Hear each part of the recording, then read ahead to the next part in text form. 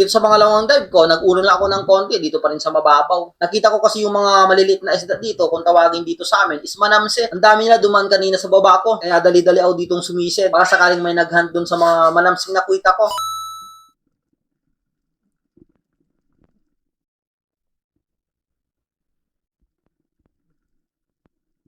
Makalipas nga ng ilang segundong pag-aantay guys, ito ang nagpakita sa akin. Grupo ng Rainbow Runner dito lang sa mababaw na area. Hindi na ako pumili dito kung anong malapit. Ito na yung tinira ko, baka wala na naman tayo kasing mahuli.